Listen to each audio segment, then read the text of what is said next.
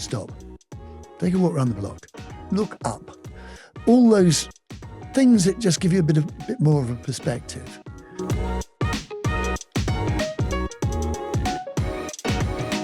So, Richard, thank you so much for being here. I'm really intrigued about the conversation we're going to have with all of your experience that you've got to bring to the table.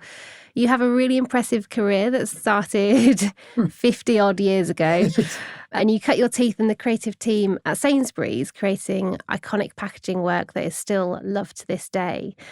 Then you went on to found Design Bridge in 1986, exiting after 9 years to set up Williams Murray Hamm.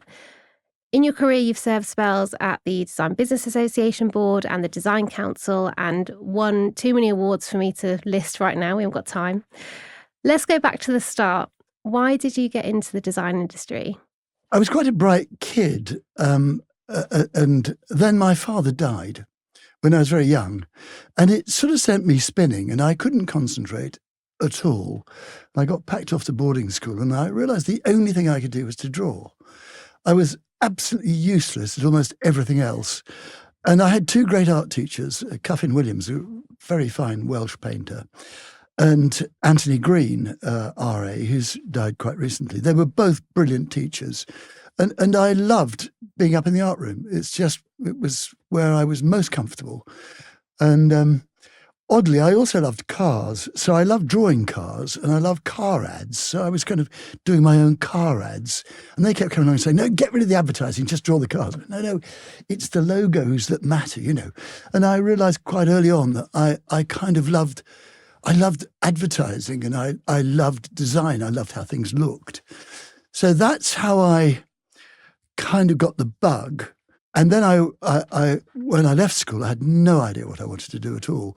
So I went off to a home for disabled children in Switzerland, of all places, and left. And my mother very kindly enrolled me for art college, largely without telling me. And so I went off to Colchester College of Art, not really knowing what I was going to be doing. I thought I might be designing cars when I got there, but actually there was no sign of any cars. It was graphics. And they were a feeder to the London College of Printing, which is where I went, and had a lovely time. With some great colleagues who went on to do things like form the Partners and Glenn Tutzel also worked for Michael Peters. You know, it was a good group of people. And I met my wife there too, which was kind of wonderful. So that was how I got into it. It was very hard to get a job afterwards, largely because I wasn't as good as some of the others. But I landed a job in Wembley, working for a washing machine company. But one of the guys I was working with had worked at Sainsbury's. Okay. And he saw my portfolio and he said, you really ought to talk to Peter Dixon because it's a wonderful studio. It's where you ought to go.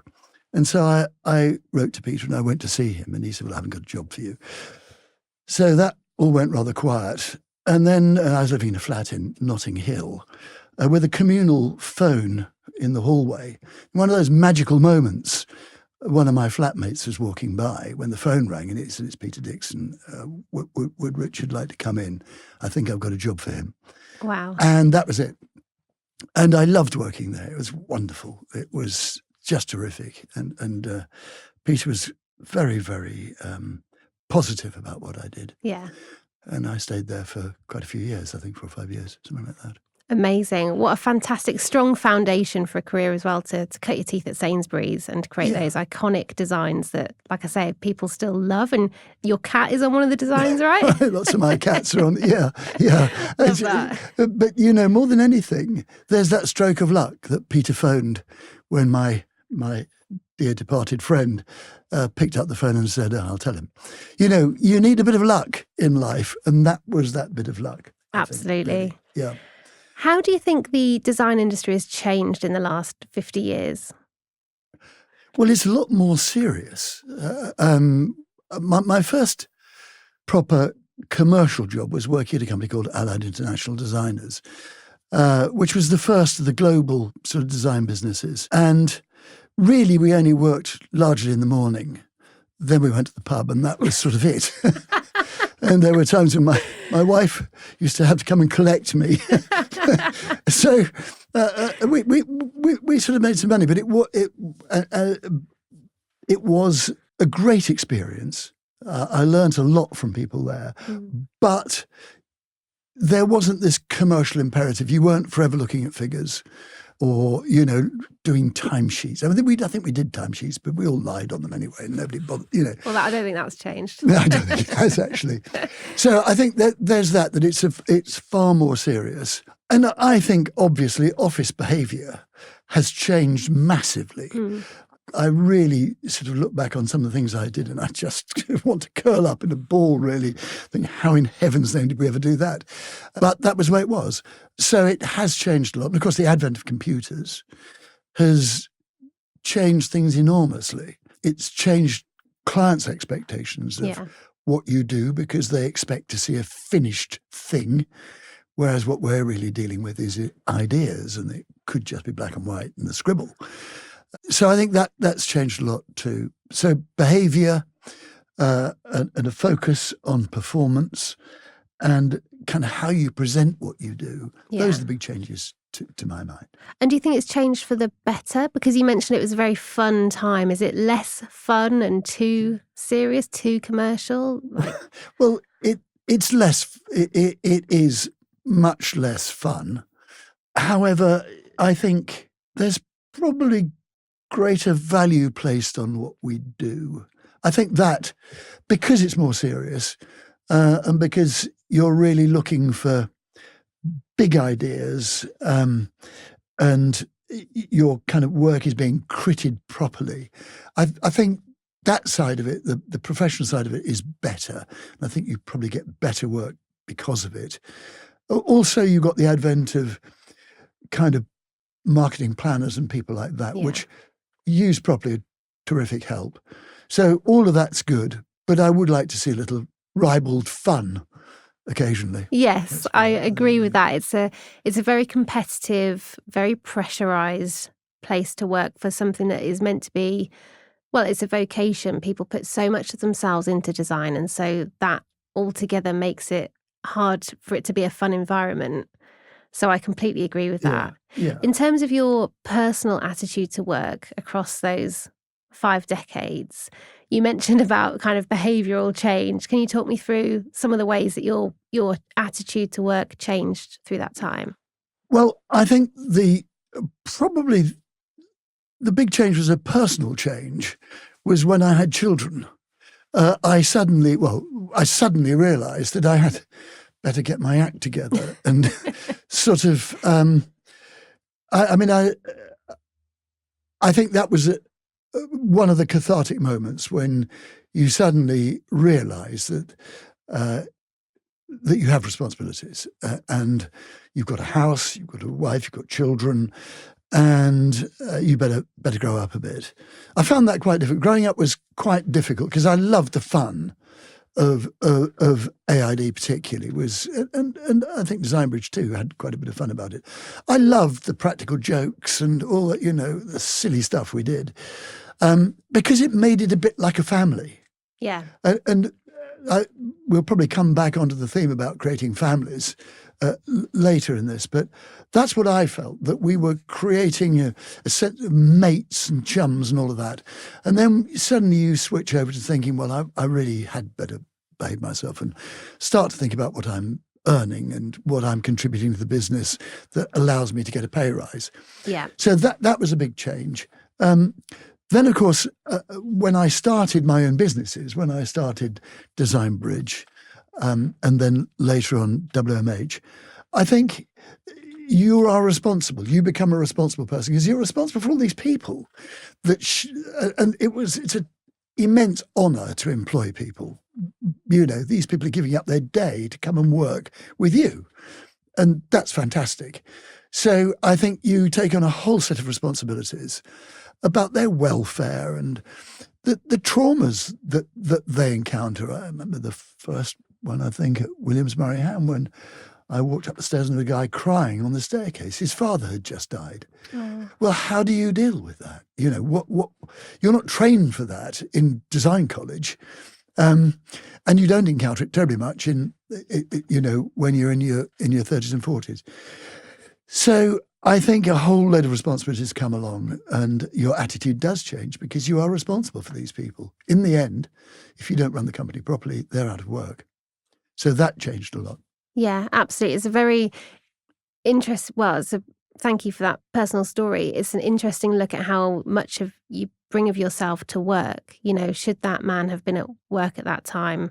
Sounds like no, but there's sometimes a hard line to draw between your personal life and your work life. Has that aspect of work-life balance changed in the industry very much during this time?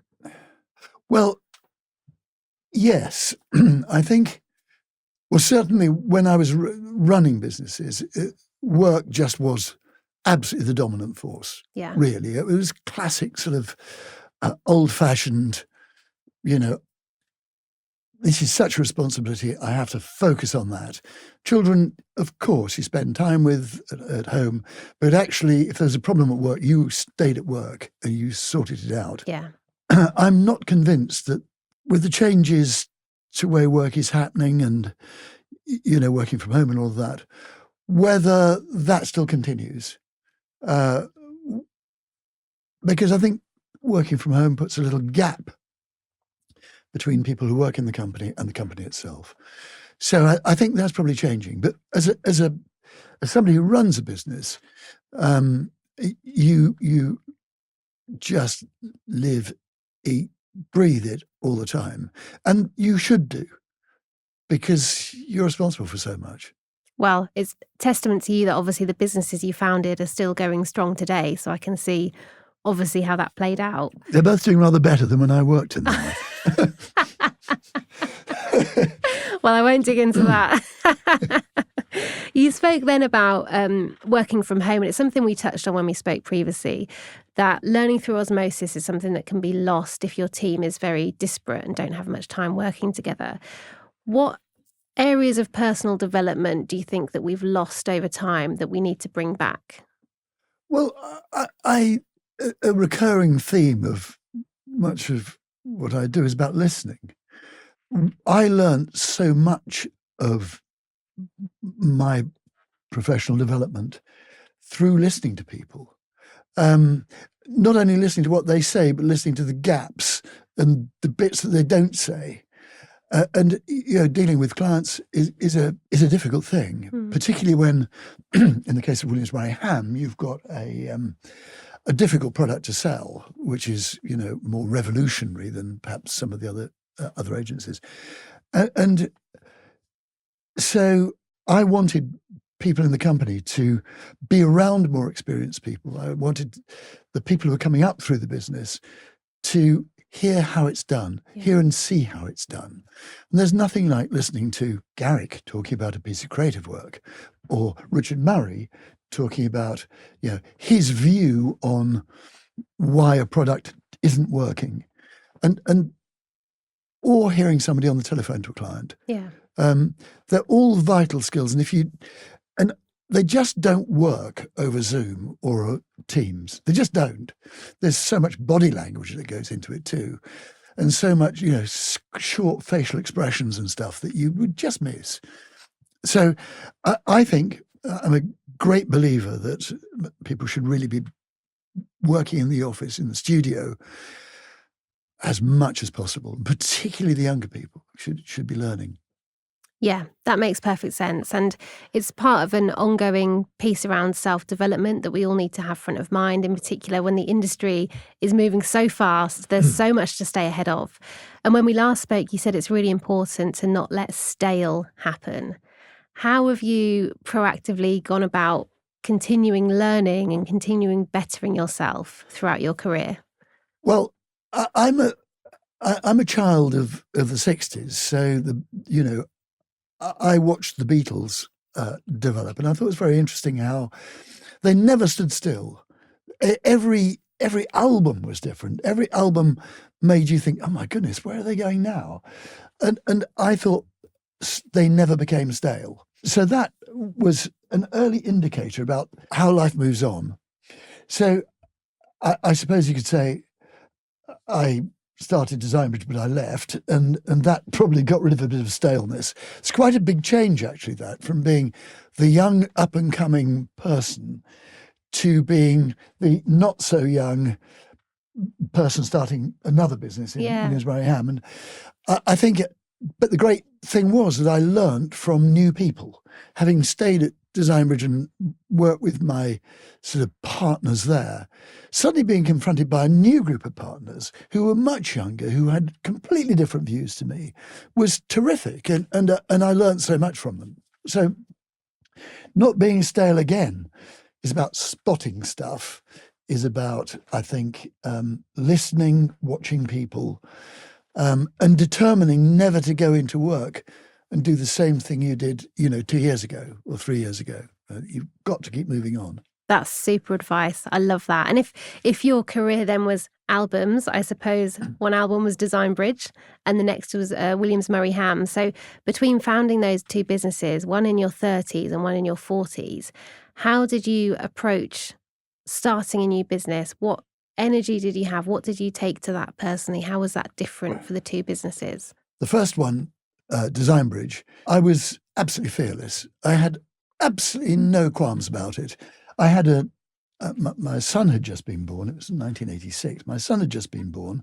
I just bought a large house, and I determined to leave AID, which is coming out, Allied International Designers, where I was, because one of the company that had bought AID, I didn't like the look of. So I just decided, well, I was going to do it. And there was just no stopping me. I didn't look right nor left. and I borrowed £30,000 from the bank manager, who was very nice. And I put my house as security, and off we went. And it was dead easy from day one. I think a very generous client put a lot of money into our bank account and said, work against that. And we never really looked back. And so that was young, fearless me. Then 9 years later, aged, I can't remember, you know how old I was, 40-something. Yeah. I've done my research. Was quite different, which was, this might not work. This is a bit terrifying. It might not work. And my goodness, my partners, which was Richard Murray and Justin Banks at the time, because Justin Banks was the first creative. Richard was a really determined, very bright chap, but he had the amazing ability to really hack clients off very quickly. There's some stories there. So I do remember a phone call with him, and I think he'd been to see Nestle, and he was quite convinced they were going to love the work. And so I phoned him up and said, "How did it go?" And he said, "It was absolutely dreadful. They were awful." No. I have to be careful about this. And I gave them what for, which largely meant the project had gone down the Swanee. And we didn't have any other work. That was the only client we had. So there were moments when you thought, what in heaven's name have I done? Here I am, fast approaching midlife crisis. And, I remember we drove down to a company that I won't name in Cheltenham, because they'd asked us to come around and present our credentials, and we put the credentials together. You walked into reception, and Richard looked at the work that they got in their cabinets and said, "I'm going. I'm not bothering with this." And off we went. So it was a white knuckle ride. And Richard very kindly always said, if it wasn't for me, we would have gone bankrupt. But Then you got a hit, with Hovis, became the big turnaround thing, and then it flew. But it was we used to describe it as jam tomorrow, that sort of famous Lewis Carroll thing, not jam today, jam tomorrow. We were always going to do well, but it was always delayed and delayed. It was like getting a jumbo off the runway. So yes, I entered that with more trepidation, and I think. Probably correctly so, because it was a hard sell. Well, the swings were bigger, I suppose, when you were growing, and then you had 3 founders of the business. There was more at stake, I suppose. And so naturally that fearlessness you had in your 30s can be hindered or kind of held back for those reasons, and you're employing people and there's clients and work at stake. Do you think fearlessness is an aspect that people need to take into the later years of their career? Are there any other attributes that you need to really cut through as you get older? Yeah, I think if you want to do interesting stuff in your life and continue to do it, then I think you have to take on challenges that do frighten you. Otherwise, you just lose touch with that sort of vitality of things. Just before I stopped working at WMH, somebody asked me if I would become a borough councillor, because I'd been chairman of a residents' association, and I said, "Oh, okay." Sort of just thinking that it would go away, and I went along to a council meeting, and I watched all these kind of politicians.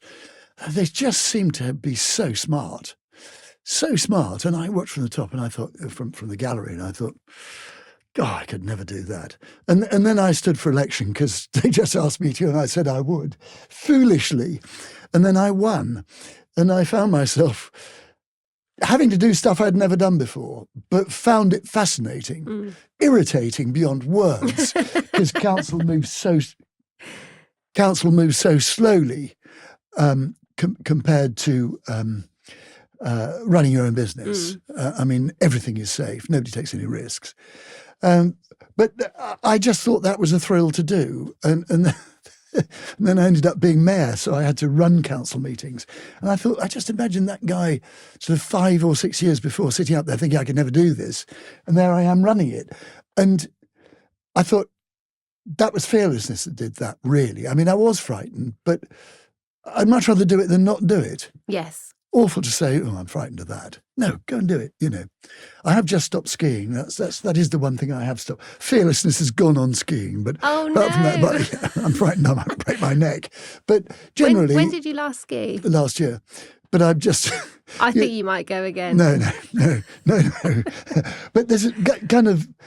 you've got to keep challenging yourself. Otherwise, life isn't worth living. I don't... Much as I looked forward to retirement, and I did want to spend more time at home, I realise I'm also an irritant. So it's good to know yourself. I need to get out more. Fair play, whatever works. You mentioned before that some of the businesses that you were in felt like a family. And part of that is obviously having a bit of a mix of people together, right? And having that kind of creative spark come between people. We're in a much more diverse landscape now in the creative industries in particular. We're very much welcoming of people from different backgrounds and of different ages. Do you think having a generationally diverse team has a positive creative impact on a business? Yeah, I think, I would say that, wouldn't I, being my age? But yes, of course. I think, there are some advantages in being an older person. I think, we do tend to think of older people having more experience of life, of handling certain situations. And I think, and I think to some extent that's true. That kind of, I've been here before can be quite useful.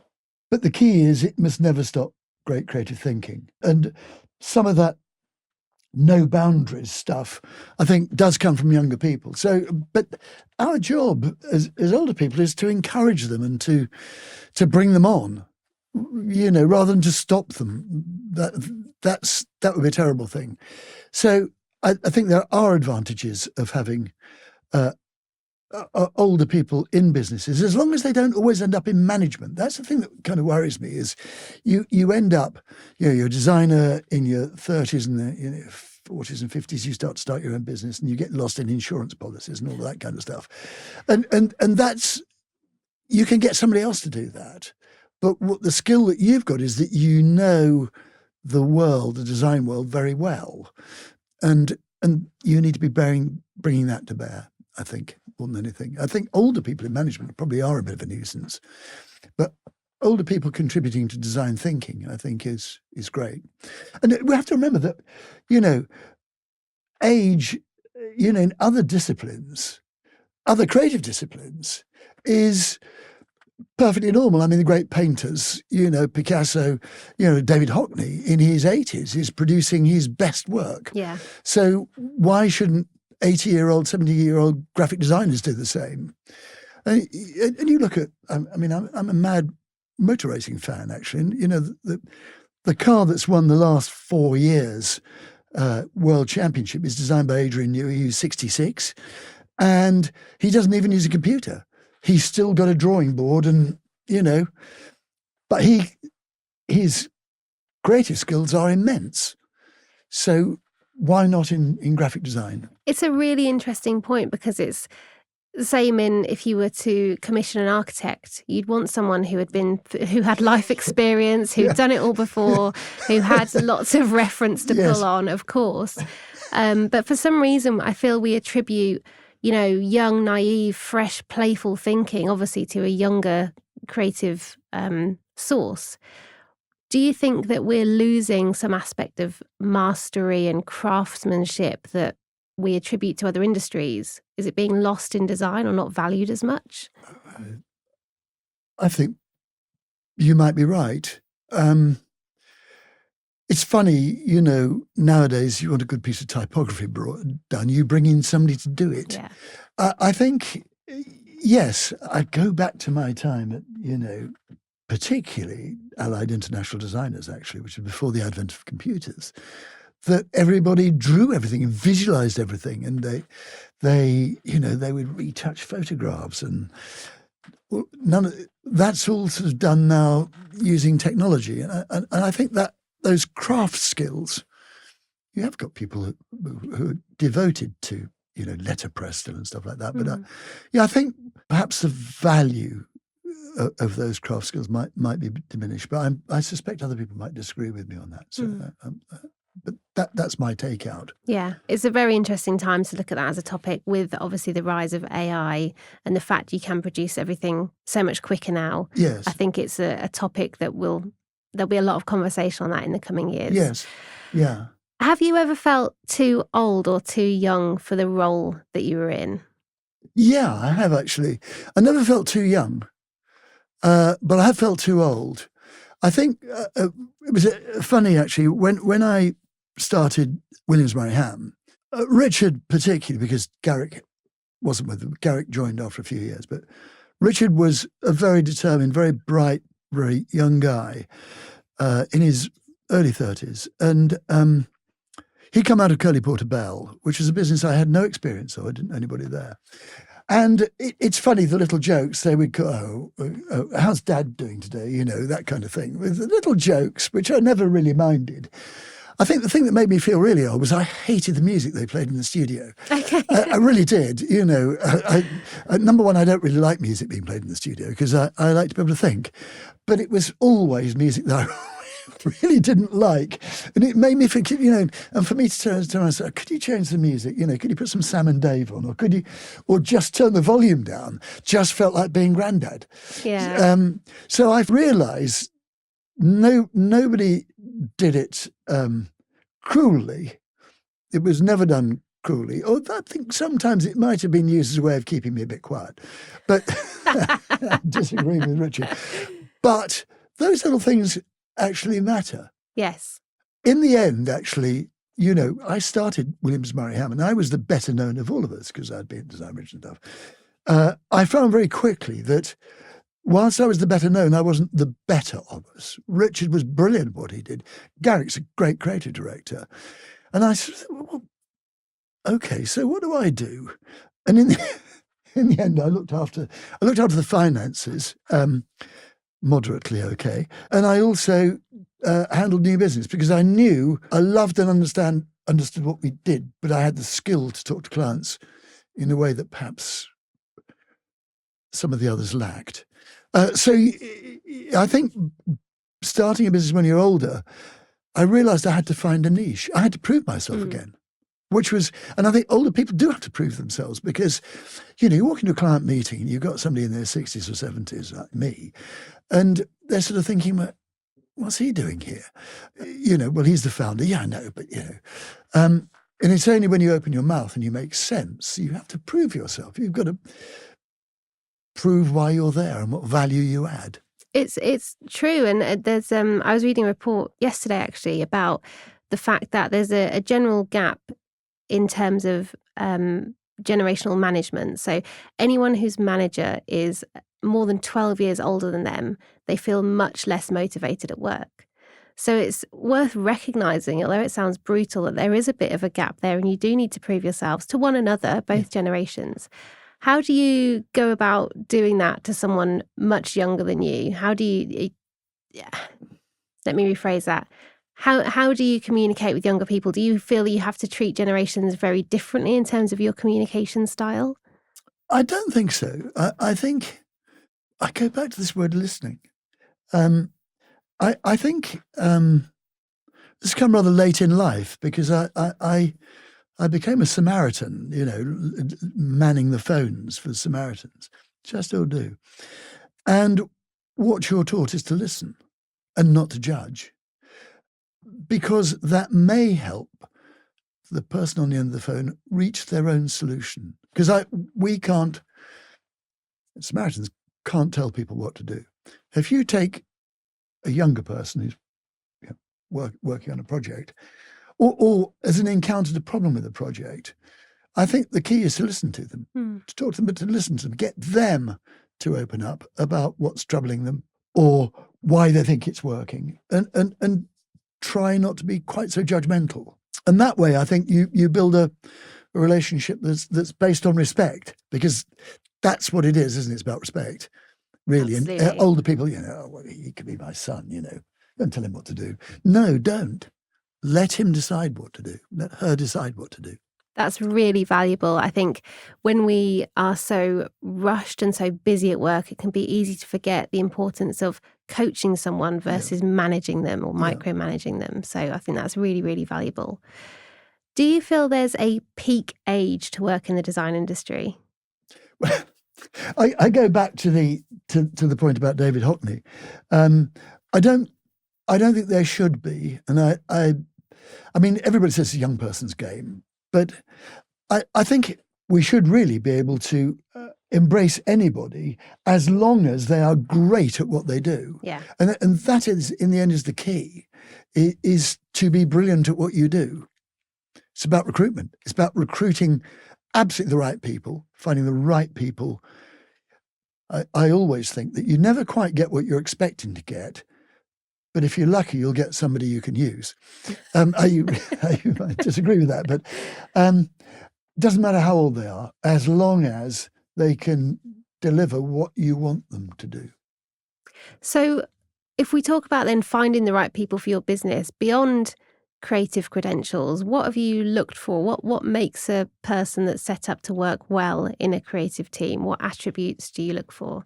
I think interests outside of the design world, actually. And I know it's something that Hamm or WMH&I does a lot of now. Yeah, I think it's the person. You can do the work. That's what you're here for. That's what I expect. But tell me about you. Tell me what's interesting about you. What do you do outside of work? What are your passions? Awful word, passions. But what are the things that you really love? Then you can make up your mind whether you've got somebody who you think will fit into the family. And I view Design Bridge got huge, but WMH&I has always stayed reasonably small. And I kind of viewed it as a family.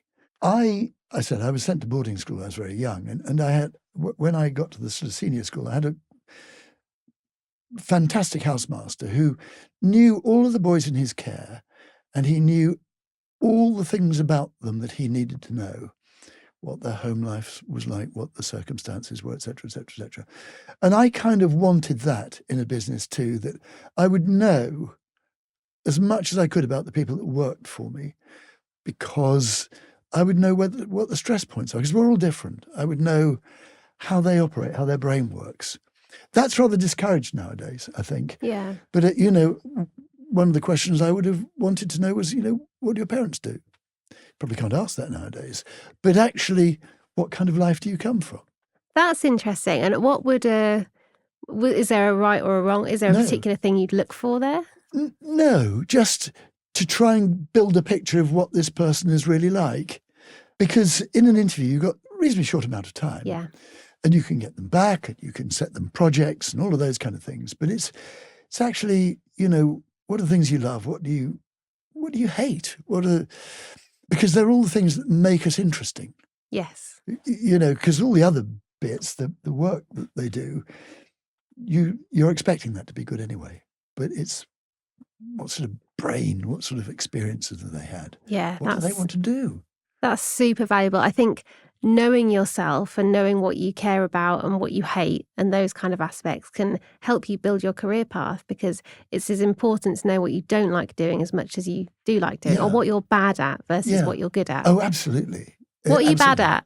Me? I'm bad at concentration. Okay. I am absolutely unable to concentrate. I'm probably bad at pleasing people, actually. I think I'm a crowd pleaser, which probably means that I'm not as tough about stuff as I ought to be. And I go back to Richard, who was such a fascinating character, that he didn't mind showing up half an hour late for a client meeting. It didn't bother him at all. And he would expect the client to wait for him because he was so good that it didn't matter. Whereas I would hate being late. And he would he would say to a client, "Do you mind putting your phone down while we're talking?" And all of those things that we all know we ought to do, but kind of, it's a client, isn't it? But not Richard. And I admired that about him. And I wish I had that to a degree, that I could have been tougher. Yeah, that's such a power play, isn't it? Asking clients to put their phone. I think I've done that. Didn't feel good, but I've definitely done it. But yeah, that's a wonderful strength to have, isn't it? It's good to look for things like that in other people. And thinking about your generation, so if we zoom out a little bit, and from reading, tell me if I'm wrong, please, some of the things that your generation seems to value in work is strong work ethic and teamwork, which I'm getting from you. What skills, kind of unique attributes, does your generation bring to a creative team? Well, I suppose one of the skills is wisdom, just and possibly even a sense of security. Here is somebody who's been around the block, who knows their stuff. We've got to pitch at whatever time it is tomorrow, and they come in and say, "It's fine, the work's great, don't worry about it. You're in good hands." Or, "I don't think we've cracked it. We're going to be brave enough and bold enough to say to the client, look, I'm sorry, we're not ready. Yeah. We need to go and do it again. We're not ready." That's a good sign. All of those things are kind of maturity. I've been there before kind of things. So I think we bring that. I think we do bring a work ethic. I mean, it's extraordinary, really. But I don't really know where it came from. But when I was at college, we got into college at 9 o'clock and we worked through the day, and went home at night and worked in the evening. And I don't really know why, but we just did. And I see my college friends still, and they're still of that same mindset. They're all drawing or whatever still, but doing a lot of it. But I think the thing we bring is a sense of security, and we've been there before. Trust us. Yeah. It's okay. It'll be all right. That's probably the biggest attribute, actually. That's a wonderful piece of strength to have. It will be all right, because it can sometimes feel like the end of the world if a project doesn't go well. Yeah. I suppose you've learned along the way that everything is going to be all right. Have you got any words of advice for those that are in a really high pressure career perhaps and kind of struggling a little bit with confidence? What would you tell someone earlier on in their career now? I think I would say step away a little bit. Just, whilst you're focused and worried. I mean, there's a famous story, isn't there? The Bay of Pigs affair when Russia and America were about to go to war over Cuba. And Kennedy, it was a Friday, and Kennedy said to his team, go home for the weekend and don't think about it. We're on the brink of nuclear war. Don't think about it. Go home. And I think there is a case for that. I'm in a terrible time. It's really awful, a really high-pressure job. Stop. Take a walk around the block. Look up. All those things that just give you a bit more of a perspective. Because in the end, stuff repairs itself. You might fall out of that job. You might lose the client. But life carries on. I used to love Muhammad Ali, the most exciting boxer of all, never been beaten. And then he got beaten by Joe Frazier. And he was in hospital and he said, no, the sun's still going to come up tomorrow. Nothing's changed. I just got beaten in a boxing match. I think that's the way you have to look at it, it will sort itself out. Life carries on. That is great wisdom, and it's easy to forget in the heat of the project. It's absolutely terrible. Yeah. I wish I'd adopted it more. Yeah, same. Could have saved ourselves some sleepless nights. Yeah. Finally, what wisdom or advice have you received from someone of a different generation that you've really taken forwards with you? I had a funny anecdote, which in a way I learnt from. It's a very famous. I think I wrote about it in an article once for Design Week, but it came from Michael Peters. Or it actually came from Glenn Tutzel, the late Glenn Tutzel, who was at college with me. And Glenn was saying that he went with Michael to a meeting with Shell, and of course, being Michael, the costs were astronomical. But he was just selling to the chairman of Shell. And as they were walking out, the chairman said to Michael, well, Mr. Peters, just remind me, what am I going to get for my £500,000? And Michael just turned around and said, magic. And didn't blink. And I think the piece of advice that's there is, keep something back for yourself as an agency. Keep the magic. That's vital. If client comes in and they say, I'd like to change that to pink. And you say, we'll have a look, see what okay. Have it in pink or whatever. You're losing what makes you special. Your knowledge and your the wonderful things you can do. You're degrading those by sort of not holding something back for yourself. I don't know if that answers the question, but I think was just such a great example of have confidence and keep and retain the magic for yourselves. Wonderful. I mean, it talks again to the fearless nature that you mentioned. That's so important. Yes. So I think that's a wonderful thing to take forward. I'm going to be more fun and fearless. You've inspired me. Thank you so much for your time. I really appreciate it. It was a pleasure. So thank you for having me. It's been good fun to do, actually.